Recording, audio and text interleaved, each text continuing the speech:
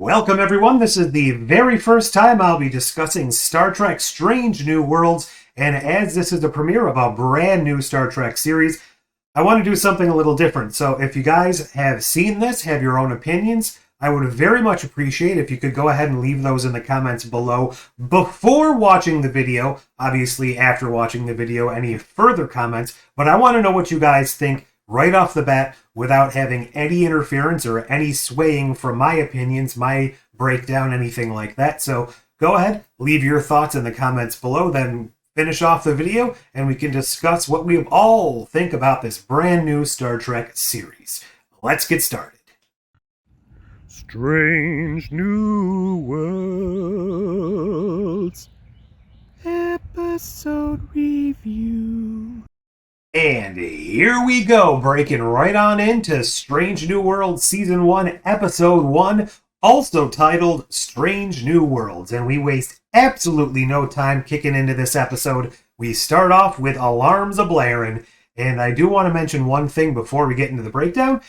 This isn't necessarily your typical pilot. There's no, like if you think back to Voyager, Deep Space Nine, even TNG to some extent, there's no real sense of gathering the crew, introducing everyone slowly before they embark on their first mission.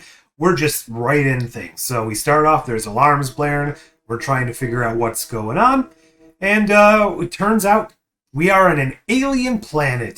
This place will actually turn out to have roughly equivalent development and technology to current 21st century Earth. And what they are doing here is they are in some sort of space monitoring situation. Maybe they're equivalent of NASA or Pentagon, something along those lines. And what are they detecting with their specialized satellites, telescopes, technology? None other than a Federation Starfleet type vessel. We will come to find out later on that this is the USS Archer. Obviously, I'm going to go ahead and assume it's named after the one and only Jonathan Archer, fantastic captain from Enterprise, a completely flawed captain, but I would argue that's actually great. That's for another story.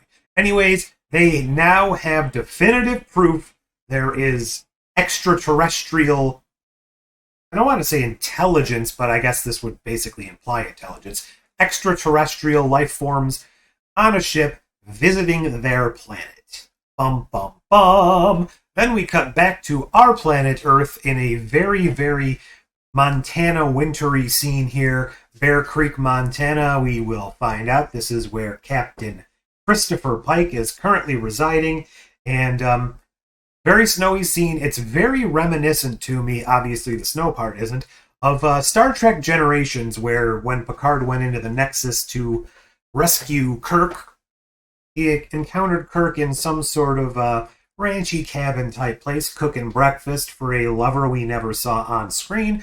You know, cooking breakfast, having a nice meal, getting ready, riding horses. Seems to be a very, very similar situation here. I don't know if it's an homage to that or just that seems to be what captains like to do, because we also know Jean-Luc Picard used to like riding horses.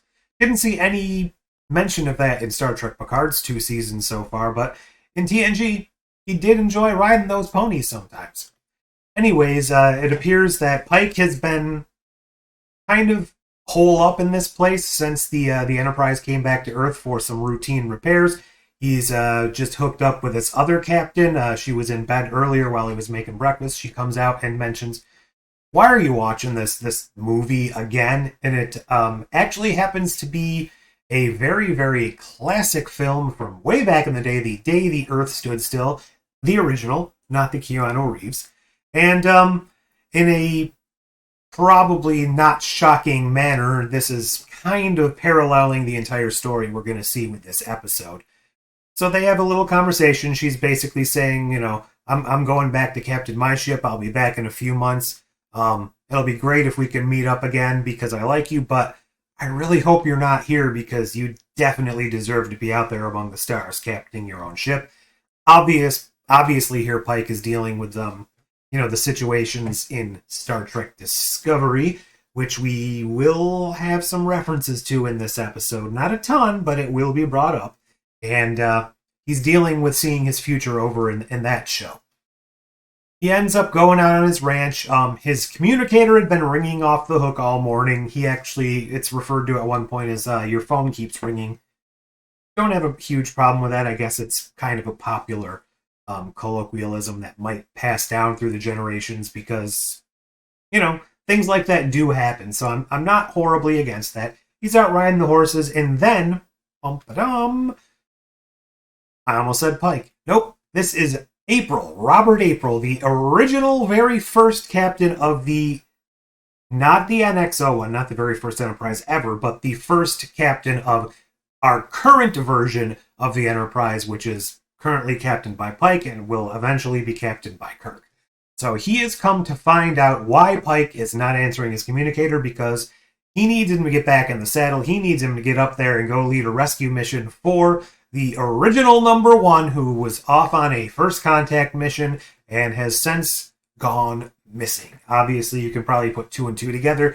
She was the one on that first contact mission that we saw at the beginning, and she has probably fallen into some situation with these natives who detected her ship in orbit. One kind of interesting, fun little anecdote that happened here is, April's trying to tell him, we need you back, and Pike's like, you're not listening, I'm not going, I don't see why I need this, is my problem.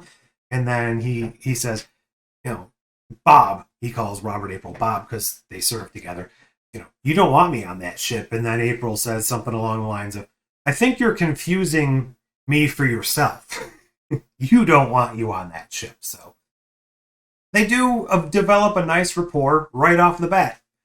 These are supposedly old friends. It's nice to see people actually, kind of having a decent relationship with each other and not bickering right off the bat. Then we cut to the credits, the intro credits, I can't think of the word, the introduction scene, I suppose. It's beautiful. It's wonderful. I know everyone has been raving about this online. And I've got to say, I don't think it's as perfect as people are leading us to believe. It's great, but it doesn't lend itself to looking realistic to me. And I think that's where it falls down. It's great as like a video game cutscene, a computer-generated movie type thing. But if you go back and look at the intros to TNG, DS9, Voyager, not so much Enterprise, they were all actually filmed, for the most part, I believe, with real models. And even the effects in the background looked very believably realistic, whereas this is, you could tell it's entirely computer-generated and none of it looks like it's actually real. I know that's a tiny nitpick. It's probably not what they're going for, but I kind of would have liked it to look a little more grounded in reality and realistic. Other than that, good music, good visuals, it was fine. But I'm probably one of the few people on Earth that are not going to rave about this as being my favorite of the intros of all the Star Treks. Anyways, we kick off the episode proper now on Vulcan. And this is Spock with T'Pring, recast, obviously, because they weren't going to bring back the original actress. She is incredibly gorgeous, and they're having some nice Vulcan-esque flirting going on. So it's not your typical, high school type flirting like we would probably see if this was on Discovery. It's kind of tweaked a little bit to feel more like it's alien, more Vulcanish. And while I'm not usually a huge fan of these types of, romantic scenes in Star Trek, it was great because they actually put a little effort into making it feel alien and unique. So I will give them marks for that.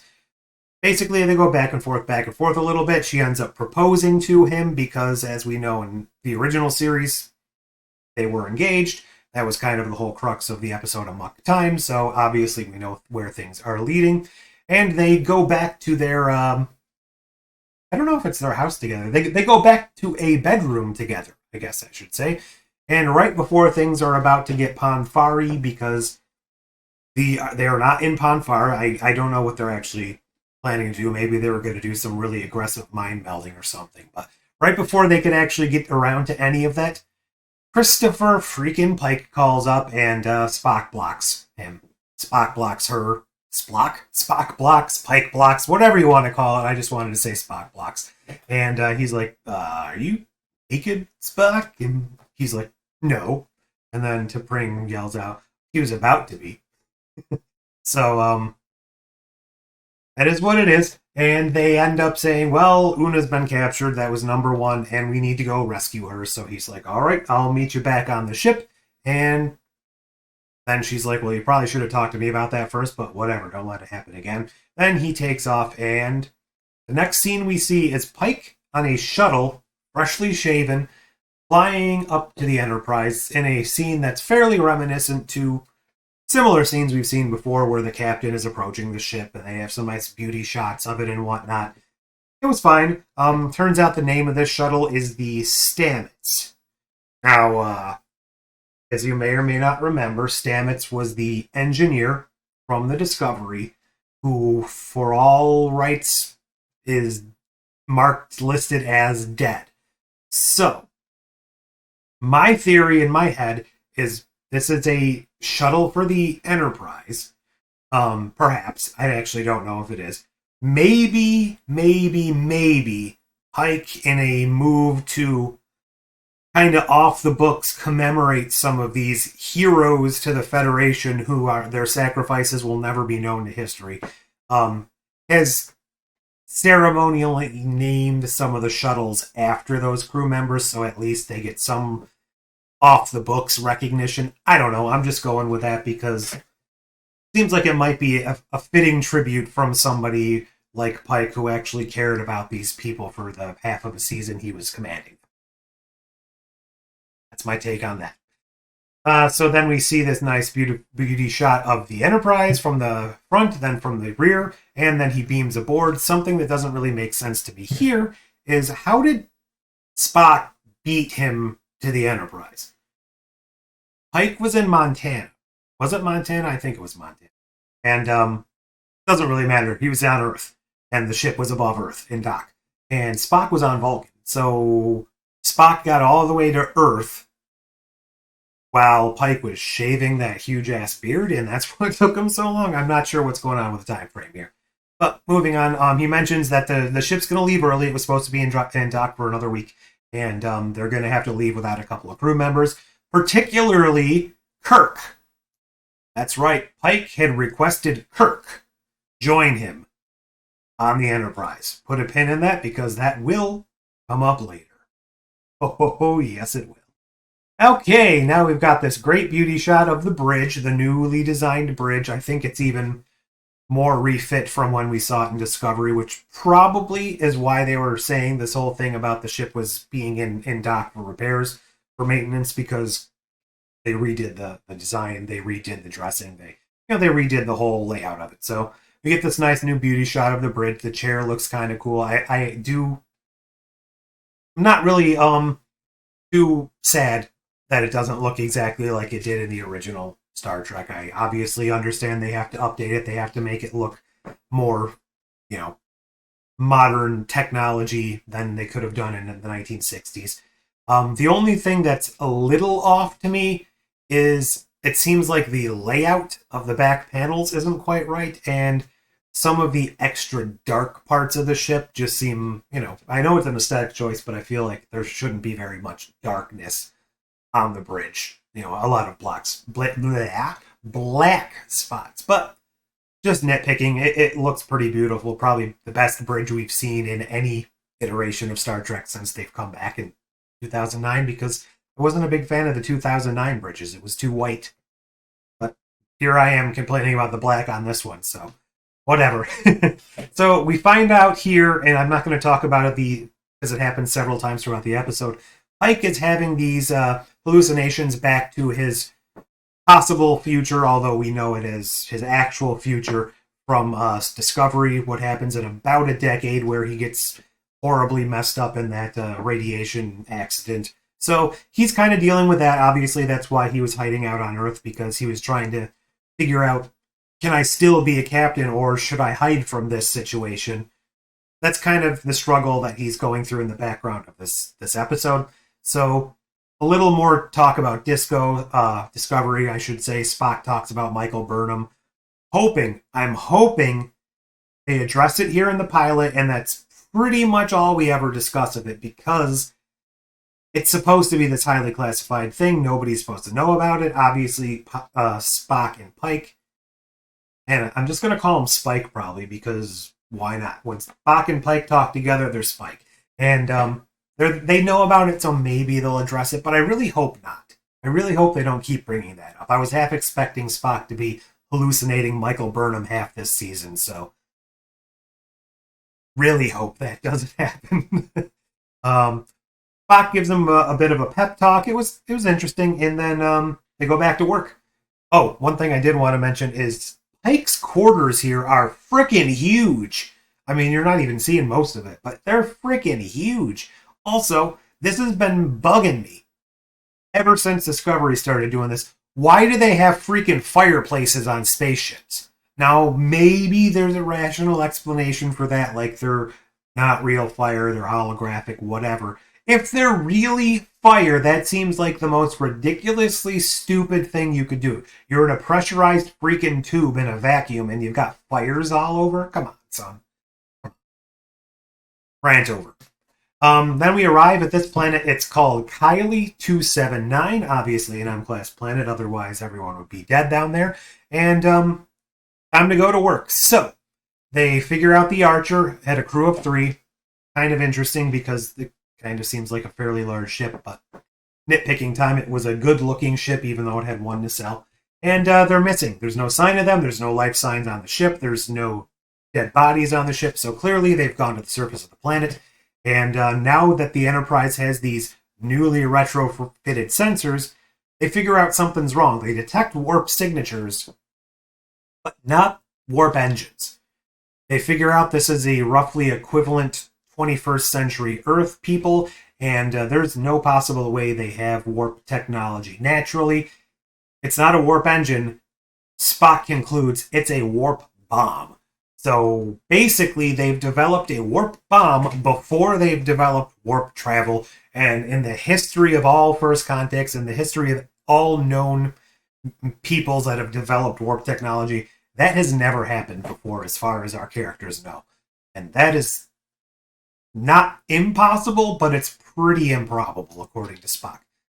Now, we've got this scene in sickbay. One thing I haven't touched on yet, so let me take a break here to say, All right. It's too much. All the new characters, we've got La'an. It's L-A'-A-N. La'an Singh. Sorry, Singh. I've been talking to Picard for 10 weeks. So Khan's descendant, ancestor. They haven't explained how they're related. I have my theories. Not going to get into them now. She's the security officer, the temporary number 1, if you will, while they're rescuing Una. She's obviously going to be discovered to be genetically engineered, even though they haven't discussed that yet. She had this horrible backstory where she was the only survivor of her colony ship, which had been captured by the Gorn. So pretty sure we're going to see the Gorn later, and she's probably going to be really pissed at him. And, okay, she's a good character. We've got Ortegas on the bridge, who does very little of this episode, so I'm going to put a pin in her. We've got Christine Chapel, we've seen before. She's obviously a legacy character. We've got Una. We've got the Andorian, who's not in this episode. He's got a very brief cameo at the end. And then we've got Dr. Mbenga, technically a legacy Trek character, even though I think he only appeared in 2 episodes of the original series. And we've got Uhura, another legacy character, and a couple side characters, like I think his name's Lieutenant Kyle. Not sure of his rank. He's kind of the transporter chief. We'll see him a little later. I do just want to say right now, even the characters we've had very little development in this episode, like Ortegas, every single one of the new characters, and I can't really count the legacy people like, Pike and Spock, because we had pre-established relationships with them in other series. Every single character is given more development in this pilot episode, even when they're barely in it, than I would argue most of the secondary crew from Discovery has gotten in 4 seasons and short treks.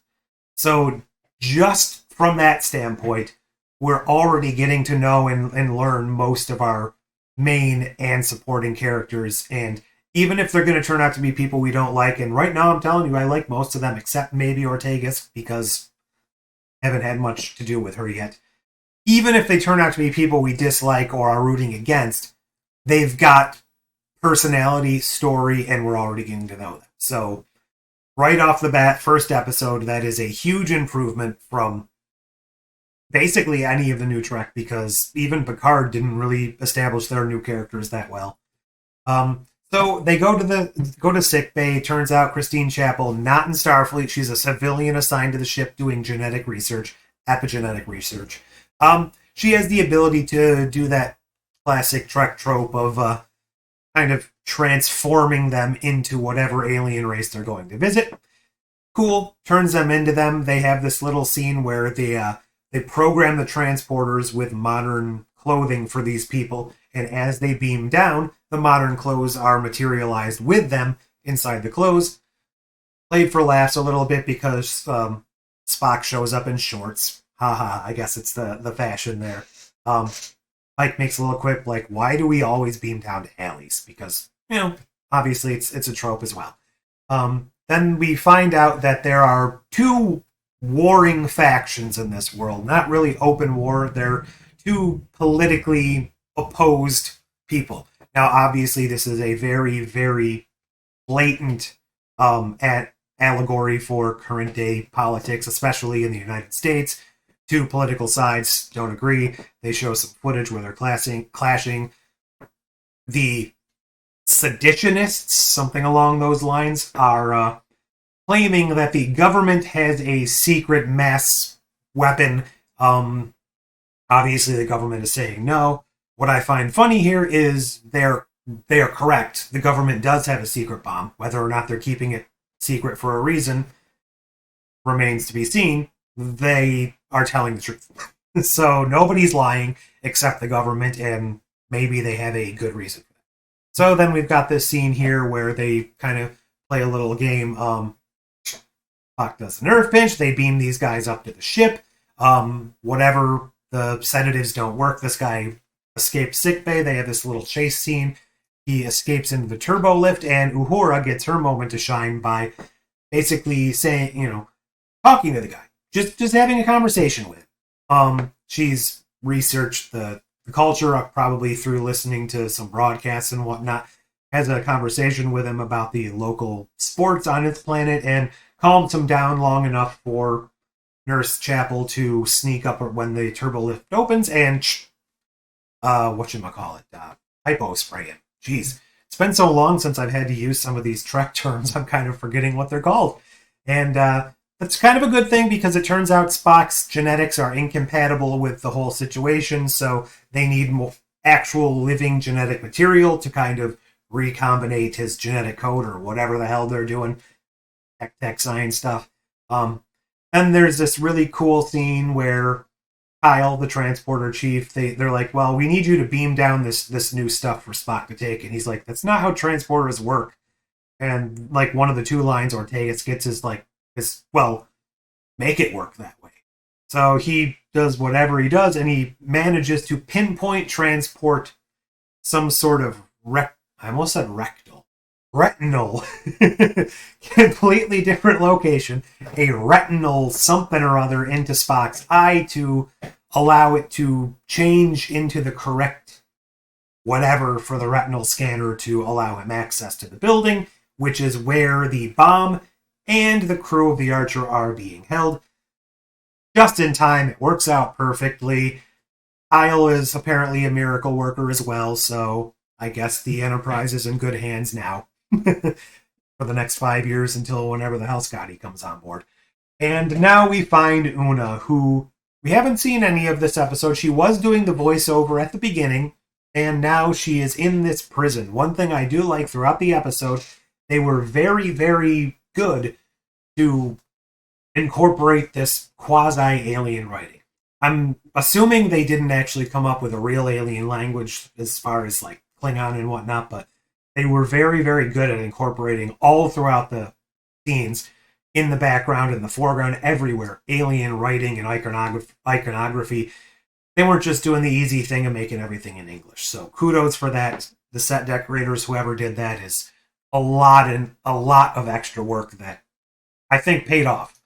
And she tells them basically what happened. So here's the crux of what happened. Back to Star Trek Discovery for a moment.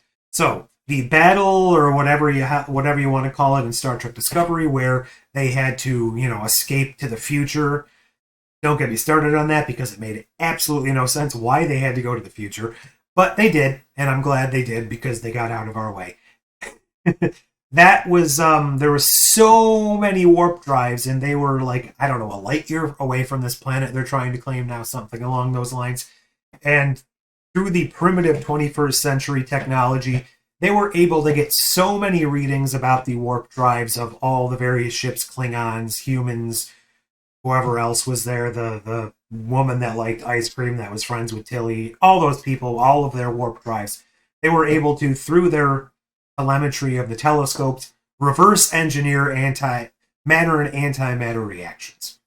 A little iffy on how that works. I agree with the podcast. It would have made a hell of a lot more sense if they actually recovered the wreckage of a crashed ship in order to do this, but that's the story we're going with, so I'm not going to fight it too much. So then they beam them back to the ship. Pike and Spock stay behind. Because of Spock's issues, his ears reverted to his alien form. So he goes and talks to who I'm assuming is the president equivalent of, I don't think the planet, whatever nation on the planet is, not really established too much how the politics of this place work. And they have a nice back and forth conversation. Pike's basically trying to be the noble, benevolent Starfleet type of guy. She's like, all you're giving me are a bunch of parables, and it's not going to do it for me. Sorry. I got to lead these people. I've got to ensure we've got a future. And where I come from, it's the one who has the biggest stick who wins. So guards take them away. And then two good things happen. One, they show that communicators can be voice activated from a distance. Something that would have come in handy a hell of a lot of times. So Pike's basically like, emergency something to the communicator, and then tells the Enterprise to fly into the atmosphere and show themselves. And he's like, looks like I've got the biggest stick, lady. And then they go back to do a bit more diplomacy. So, in essence, Pike comes down and shows them all the bads and all the evils and all the woes from the roughly equivalent time from our 21st century. Basically, they're saying that things started spiraling out of control in the early 21st century. We started off having the Second Civil War, the Eugenics Wars, and finally it culminated in World War III, and then they show a whole bunch of footage of, landmarks that are well known on Earth being nuked. Obviously, Washington, D.C., France, a couple other places. And then he basically tells us that,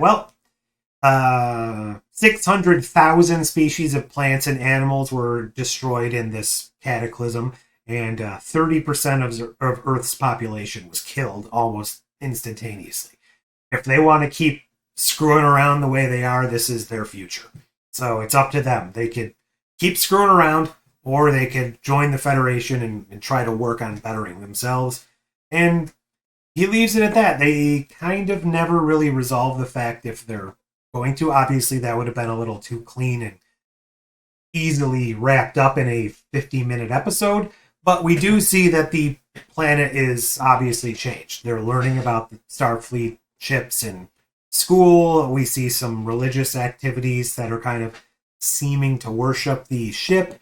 We see some other people kind of studying the differences between Vulcans and whatever aliens or whatever you want to call these people. So they have irrevocably changed this group of people forever.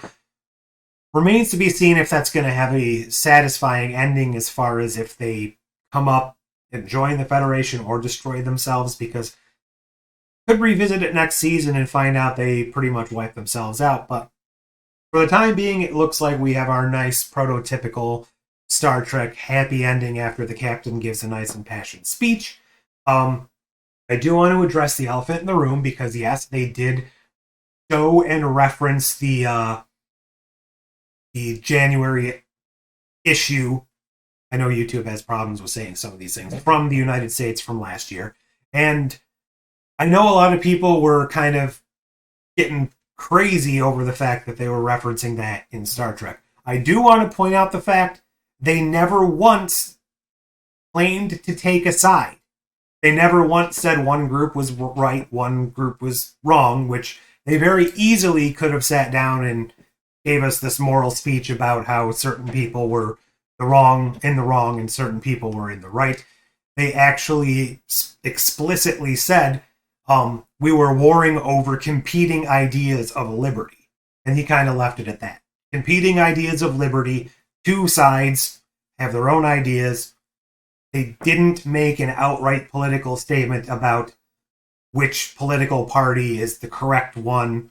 I mean, you can infer, obviously, but if this had been a less well-written Star Trek allegory from a couple of the more recent shows, I think they would have sat down and had an outright speech to these people about that. So kudos for that. People that were going to be up in arms about them referencing this current day situation, they're probably going to be upset anyways, but I think they handled it as well as they could have for using the situation the way they did. So that's what I'm going to say about that. We now cut back to April in what I hope is the final reference to Discovery on this show, where he basically says, well, you guys aren't going to get in trouble. Obviously, they cannot officially acknowledge this planet got the technology from Discovery because Discovery cannot be acknowledged.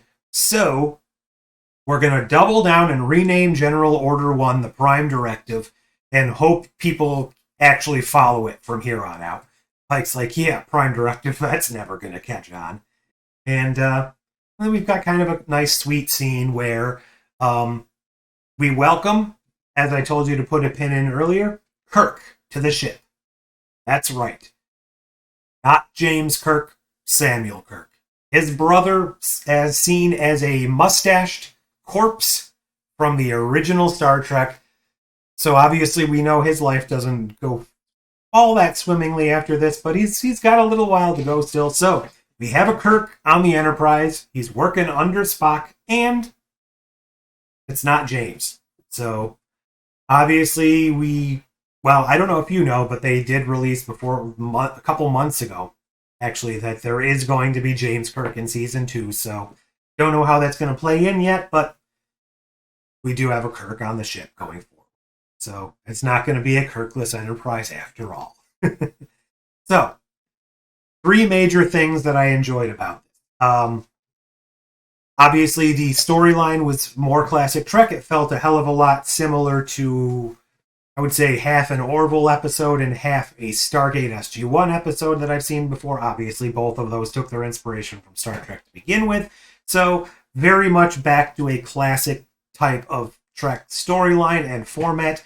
Wouldn't say it's a perfect episode by a long shot. There were some flaws. It was a bit rushed, a bit contrived as far as situations going the way they should go.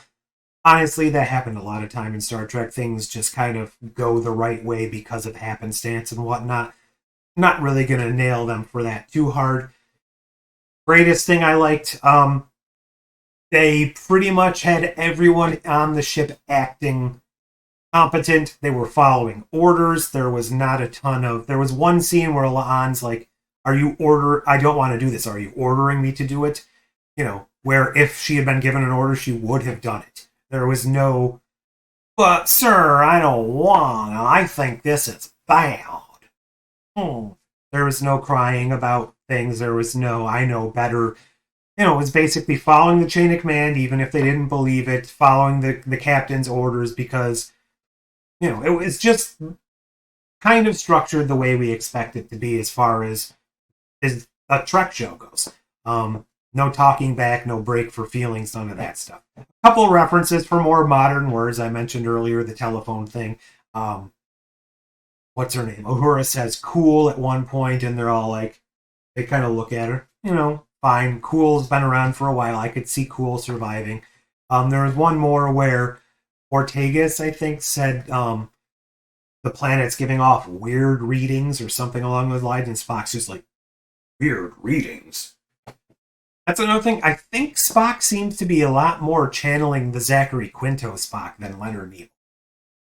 not the biggest problem. It's probably more the fact that his voice sounds more like Quinto than Nimoy, but we'll have to see how that goes. Obviously, he's playing in earlier iterations of Spock where he was more emotional and less developed and enlightened as he would become. So there's a little wiggle room, a little gray area. I kind of wish they hadn't done that because obviously they retooled him after the pilot, but I see what they're going for. They're obviously trying to branch that gap between the original pilot and the second pilot, where he went from an emotional guy to a normal Vulcan as we know them today. So I will give them props for trying to explore something that technically is canon.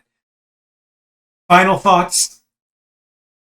By far, aside from maybe that bait and switch in Star Trek Picard where they were showing us the Federation, they were showing us the ships, and then immediately took them away. This is clearly the best Star Trek that we've had, outside of maybe some of the animated stuff, which I'm not really counting, since Enterprise went off the air. It's clearly the best that they've been able to do. I would be curious to hear opinions from anyone on this show who has not sat through 4 seasons of Discovery and 2 seasons of Picard, or even the reboot films, who is purely coming at this from knowing old Trek and not having the baggage of living through the last 5 years of less than normal conventional Trek, shall we say, a less optimistic, a less classic version of Trek, trying to be as diplomatic as possible without outright saying I don't like Discovery, because I don't, but I understand there are people that do, and I don't want to begrudge them the fact that they're enjoying it. So I'll leave it at that. I think this was as good as it could have been for a new episode. Didn't have that pilot feeling because it really wasn't a pilot.